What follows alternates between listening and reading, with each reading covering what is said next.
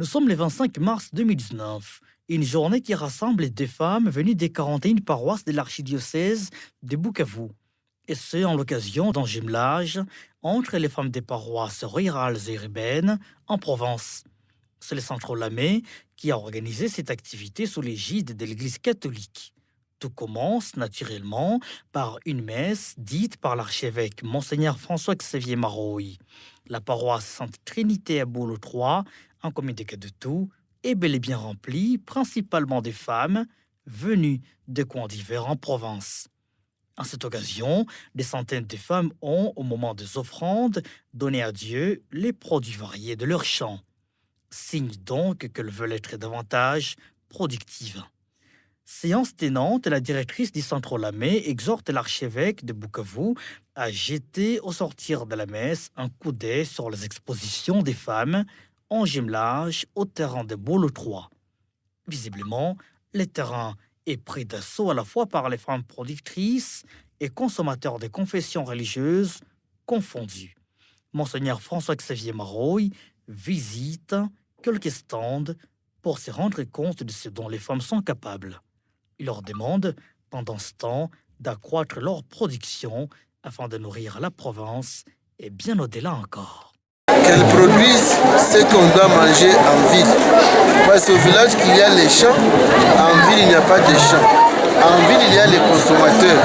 Nous souhaitons que les mamans qui sont au village produisent beaucoup pour approvisionner la ville et que la ville ait beaucoup à manger en aidant aussi comme ça les mamans qui sont au village. À toutes, que ce soit en ville ou au village, nous souhaitons que les mamans nous donnent aussi l'exemple de travailler pour nourrir les familles, travailler pour nourrir la nation, travailler pour nourrir le monde entier. Ce jumelage est un cadre d'échange et d'expérience non négligeable. C'est ce qui rassure Thérèse Memamapenzi. Le message de notre archevêque nous demande de bien travailler en collaboration pour la promotion de notre diocèse. Et les femmes du diocèse ont eu la chance de collaborer, surtout avec l'inspiration de son Excellence, l'archevêque de Bukavu, qui a accepté que les femmes puissent collaborer entre elles pour qu'elles puissent contribuer au développement de notre diocèse. Et c'est ainsi qu'elles se sont mises en jumelage. Les paroisses urbaines ont choisi au hasard, chacune une paroisse ou deux paroisses, et après, elles sont devenues des paroisses jumelles, marraines jumelles, avec l'objectif de voir comment d'abord partager l'expérience entre les paroisses rurales et urbaines. Qu'est-ce que vous faites en ville que nous en village on ne fait pas? Qu'est-ce que vous faites dans les milieux ruraux que nous dans la ville on ne fait pas? Comment est-ce qu'on peut apprendre? Par exemple, il y a la paroisse de Chimpunda qui a appris à la paroisse de Mouressa que nous, dans notre paroisse, on s'auto-prend en charge. Consciente qu'il n'y a pas de paix sans pain, elle pense que par ce jumelage, les femmes sont à mesure à la fois de s'autonomiser économiquement et de contribuer à la paix au sein de leur communauté respective. Il n'y a pas la paix sans pain. Il n'y a pas de pain, on n'a pas la paix. Alors il fallait donc réunir toutes les mamans, montrer qu'est-ce qu'elles font, exposer les produits de leurs mains, mais aussi créer des liens, des relations entre toutes les femmes qui sont là, qui proviennent des milieux ruraux, et voir ensemble qu'est-ce que les femmes font. Et ça, c'est aussi un endroit de rencontre, parce qu'il y a les femmes qui cultivent le maïs, qui cultivent les soya, qui cultivent les haricots, d'autres femmes qui transforment les produits comme vous pouvez les voir. Il y a ceux qui fabriquent les confitures, les jus, le jus de banane et beaucoup d'autres choses qui font les œuvres d'art comme vous pouvez les voir. Et tout ça, les femmes sont à mesure de les faire pour promouvoir aux besoins familiaux, mais aussi c'est de se prendre en charge. À la paroisse de Mobumbano, lors d'un jumelage avec les femmes de Bukavu, cette femme s'est légèrement prononcée sur les bienfaits d'une telle rencontre. Tunapokea jumelage yetu yanatoka kudiosezi parokia ya Buolo. Mafundisho yenyewe naelekea wanamke, mafundisho ya kuinua mwanamke na kujitegemea. À cette occasion, comme à bien d'autres encore dès que possible, des chèvres, porcs, lapins et consorts sont distribués aux femmes dans ce souci de les aider à aller de l'avant. Selon notre source, cela s'inscrit dans la logique d'encadrement des initiatives locales que prônent les centres Olamé. Fortes de l'accompagnement par ces centres, elles sont disposées à entreprendre avec succès pour le bien-être de leur ménage. Ça s'appelle l'autonomisation économique qui vise non seulement à créer des conditions favorables à l'économie familiale, mais aussi la promotion du développement de la province et du diocèse. Nous essayons de former les femmes pour qu'elles deviennent capables d'abord de s'auto-prendre en charge pour devenir indépendantes.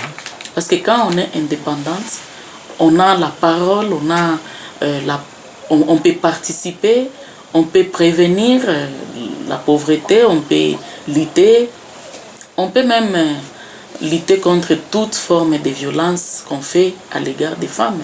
Et c'est pour cela qu'on insiste sur l'autonomisation intégrale des femmes. Certaines femmes sont dans l'agriculture et l'élevage. Ce faisant, la sécurité alimentaire est assurée. D'autres sont dans la fabrication de quelques produits. L'exemple de ces femmes de la paroisse Saint-Vincent Palotti des Caralais est éloquent. Elles fabriquent des briquettes et du savon liquide. À cela s'ajoute, toujours grâce à l'encadrement du centre Olamé, le regroupement des femmes en AVEC ou encore un comité d'épargne et crédits internes, ceci, toutes soucieuses d'améliorer leur situation économique. Dans ces dynamiques d'autonomiser la gente féminine, les personnes vivant avec handicap ne sont pas délaissées pour compte. Elles aussi produisent des œuvres d'art. Elles réussissent dans la coupe et couture, l'art culinaire, comme toutes les autres femmes, ainsi de suite. Justement, les centres Olamé déploient ces efforts dans le cadre de la pastorale femme qui inclut 2 volets d'intervention, notamment cette autonomisation des femmes, y compris leur participation aux instances de prise de décision et les volets spirituels. Thérèse Mema Penzi s'en explique.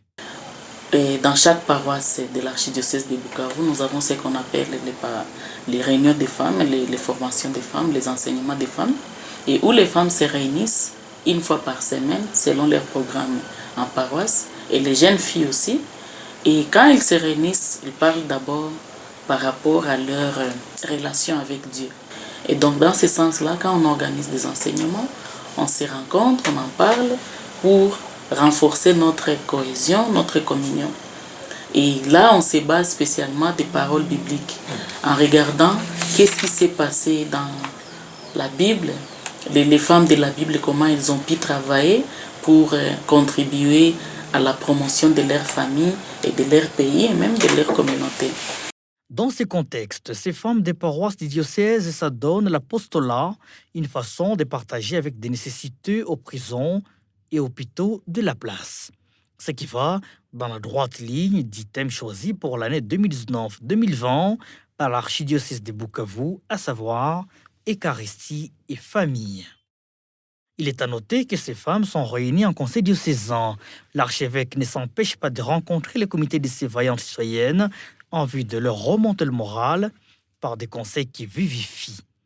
Sans laisser passer inaperçu une seule occasion, il conseille.